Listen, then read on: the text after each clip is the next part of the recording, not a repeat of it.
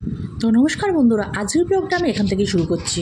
আর যখনই আমরা শ্যামবাজার বা হাতিবাগানের দিকে কেনাকাটা করতে যাই না, কিন্তু এই রাস্তাটা নেই, কারণ এই রাস্তাটা না আমার খুব ফেভারিট আর খুব ভালো লাগে। এত সুন্দর গাছপালা না, তাই জন্য তোমাদেরও দেখি। আমরা একটু দুপুর যাই বলে না, রাস্তাঘাটগুলো ফাঁকাই থাকে, খুব একটা ভিড় থাকে না। আর দুপুর টাইমে যাওয়া মানে হচ্ছে অদ্বি ঘুমিয়ে থাকে, তাই ফাঁকে আমরা যেতে পারি। আর আমরা চেষ্টা করি 2-3 ঘন্টার মধ্যে মার্কেটিং করে চলে আসা, তাই জন্যই ওই দুপুর টাইমটাই আমরা বেছে নিই। আর এই রাস্তাটা যে আমার কি পছন্দ না, পুরো মনে হচ্ছে। এই জায়গাটার নাম হচ্ছে চিতপুর স্টেশন। এখান থেকে সব দূরপাল্লার এই স্টেশনটা খুব ফাঁকাই থাকে, অনেকে এখানে আসতে চায় না, অনেকে শিয়ালদা বা হাওড়া স্টেশনে ব্যবহার করে, কিন্তু আমাদের জন্য খুব উপকারী। হলো সি মার্কেটে চলে যে পদ্মার জন্য পদ্মা দেখে নিচ্ছি, পদ্মাগুলো দেখে এটা ভালো লাগছে।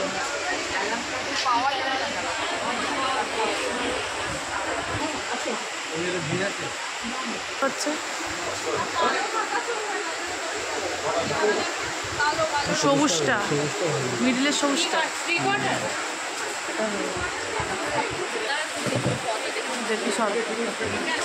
আর এই পদ্মাটা চয়েস করে নিলাম, আর পেছনে ওই পদ্মাটা পছন্দ হয়েছে, তো ওই পদ্মাটাই নিয়ে নিলাম। ওরা উনি নিয়ে আসছেন, দেখছি। আর আমরা ব্যাক টু ব্যাক শপিং করছিলাম। আর এটা আমরা চলে এসেছিলাম হচ্ছে হাতিবাগানের সি মার্কেট। এখানের মধ্যে তোমরা বেড কাভার থেকে শুরু করে বাচ্চাদের জামা কি বড়দের চুড়িদার, ফ্রক সব পেয়ে যাবে নানান রকম রিজনেবল। আর এই মার্কেটে কিন্তু আমরা আসছি সেই ছোট্টবেলা থেকে, আজ আমার মেয়েরাও আসছে এখানে। ঈদের বাজারও ভালোই ভিড় আছে। তো আমাদের জানা লজ্জা পর্দা কিনে নিয়ে আমরা চলে এসেছিলাম এই দোকানে অদ্বির ফ্রক কেনার জন্য। আবার সেল বলে ভেবো না যে আমরা এখানে সেলে কিনতে এসেছি, কারণ সামনে আমাদের একটা বিয়ে বাড়ি রয়েছে, তাই জন্য সেই জন্য আমরা কিনে নিয়েছি এই অদ্বির এই ফ্রকটা।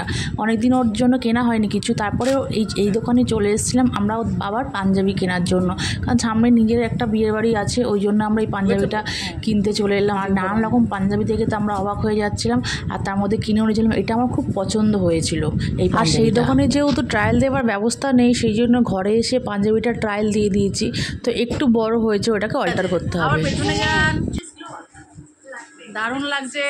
আর ধুতিটা চেঞ্জ করে এটা পরুন, পরা যাবো না।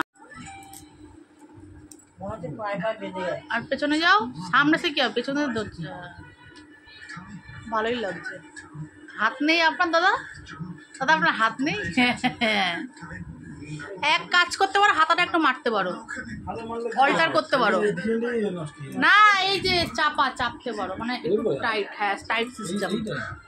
ওই টাইট না, একটু টাইট, মানে লুজ হয়ে রয়েছে তো হাতগুলো। হ্যাঁ, একটু খাপানো। হ্যাঁ হ্যাঁ। তো তোমরা আমাকে কমেন্ট করে জানাও দাদাকে কোন পাঞ্জাবিটা ভালো লাগছে, আর আমার চ্যানেলটাকে লাইক, কমেন্ট, শেয়ার করে দিও।